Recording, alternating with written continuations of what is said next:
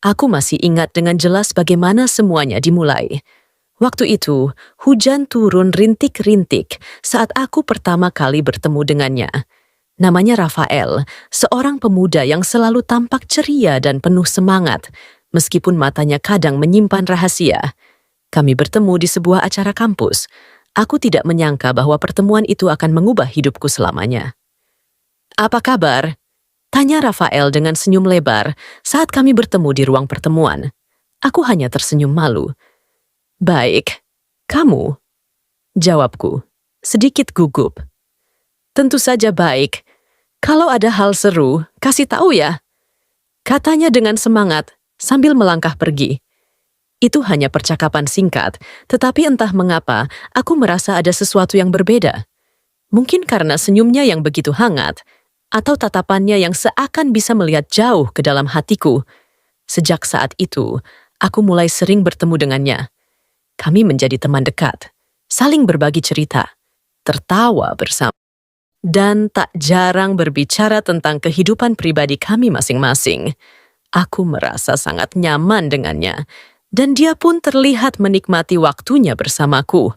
Setiap kali aku merasa down atau lelah, dia selalu ada untuk memberikan dukungan dan kata-kata semangat. Perlahan, aku mulai menyadari bahwa perasaanku padanya lebih dari sekadar teman. Ada sesuatu yang lebih dalam, yang sulit aku jelaskan dengan kata-kata. Suatu sore yang cerah, kami berjalan bersama di taman kampus.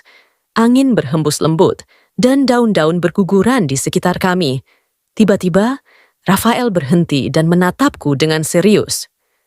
"Ada yang ingin aku katakan," katanya. Suaranya terdengar lebih dalam dari biasanya. Aku menatapnya bingung. "Apa itu?" Rafael mengambil napas dalam-dalam sebelum akhirnya berkata, Aku merasa ada sesuatu yang lebih antara kita. Aku tidak bisa mengabaikannya lagi." Hatiku berdebar kencang. "Kamu maksud kita lebih dari teman?" Rafael mengangguk. "Iya, aku sudah lama merasakannya. Aku ingin kita lebih dari ini." Aku terdiam. Apa yang dia katakan begitu mendalam, dan aku merasa dunia tiba-tiba terasa lebih indah. Tanpa berpikir panjang, aku mengangguk. Aku juga merasakannya, Rafael. Itulah awal dari hubungan kami. Segalanya berjalan begitu indah. Kami selalu mendukung satu sama lain, merencanakan masa depan bersama, berbagi tawa dan air mata.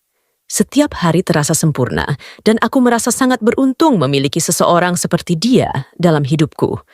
Aku yakin kami akan terus bersama. Tak ada yang bisa memisahkan kami. Namun, seperti yang sering terjadi dalam hidup, kebahagiaan itu tidak bertahan selamanya. Seiring waktu, Rafael mulai berubah. Pekerjaannya semakin menyita waktunya. Dia mulai pulang larut malam, terkadang bahkan tak pulang sama sekali. Setiap kali aku mencoba menghubunginya, dia selalu sibuk dengan alasan pekerjaan. Aku merasa semakin jauh darinya, seakan ada tembok tak terlihat yang membatasi kami. Pada suatu malam, aku terbangun karena mendengar suara ponsel Rafael yang bergetar di meja samping tempat tidur. Dengan hati-hati aku mengambilnya dan melihat beberapa pesan yang masuk. Nama pengirimnya adalah Sarah, seorang kolega dari tempat kerjanya. Pesan-pesan itu terlihat biasa saja, tetapi ada satu pesan yang membuatku terdiam. "Aku rindu, kapan kita bisa bertemu lagi?" Jantungku berdegup kencang. Aku tahu ini bukan hanya sekadar pesan kerja. Ada sesuatu yang lebih. Rasa sakit itu mulai menggerogoti hatiku, tapi aku berusaha menenangkan diri. Mungkin aku hanya berpikir terlalu jauh. Keesokan harinya, aku memutuskan untuk berbicara langsung dengan Rafael. Kami duduk di sofa, dan aku mencoba untuk berbicara dengan tenang, meskipun hatiku terhimpit kecemasan.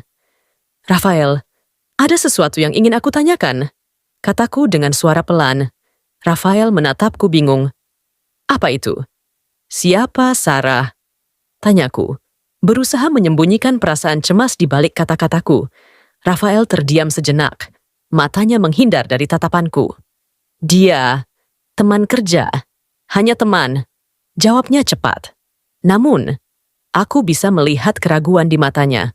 Aku merasa ada sesuatu yang disembunyikan dariku, tapi aku memilih untuk tidak mendesak lebih lanjut.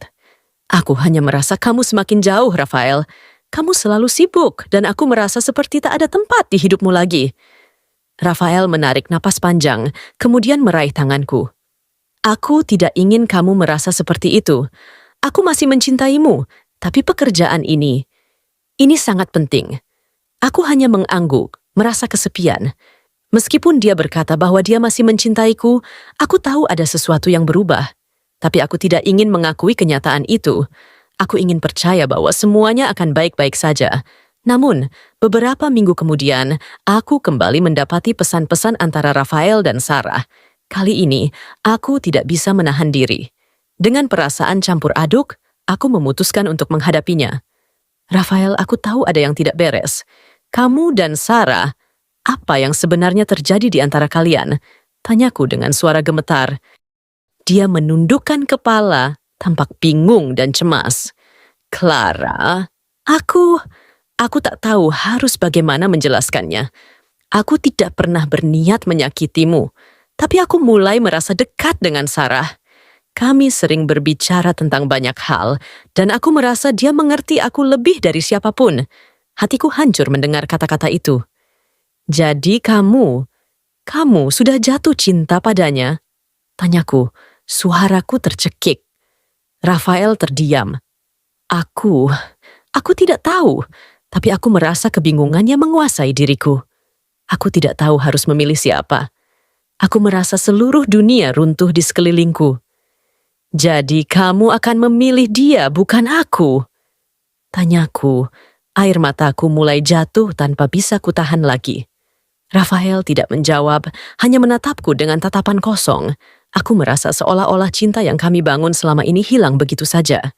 Aku tahu hubungan kami tidak akan pernah sama lagi.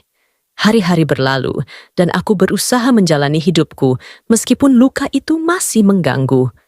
Aku berusaha untuk melupakan, tetapi perasaan itu tetap ada. Aku bertanya-tanya, apakah cinta yang aku rasakan benar-benar tiada batas, atau justru batas itulah yang ada di setiap langkah kami? Aku belajar dengan cara yang sangat pahit bahwa meskipun cinta bisa begitu besar, kepercayaan yang rusak seringkali sulit untuk diperbaiki. Dan mungkin hanya waktu yang bisa menyembuhkan luka ini. Setelah hari itu, dunia terasa berubah untukku.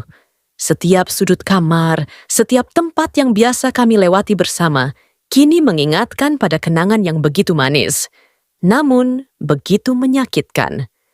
Aku merasa seperti terjebak dalam kenangan yang tak bisa aku tinggalkan, tetapi juga tak bisa aku teruskan.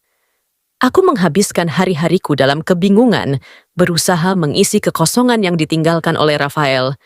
Setiap kali aku mencoba melangkah maju, bayangannya selalu datang menghantui. Aku tak bisa menghapus perasaan itu begitu saja, meskipun rasa sakit terus menghunjam. Aku merasa terperangkap, seperti berjalan di tengah kabut tebal yang tak bisa kutemukan ujungnya.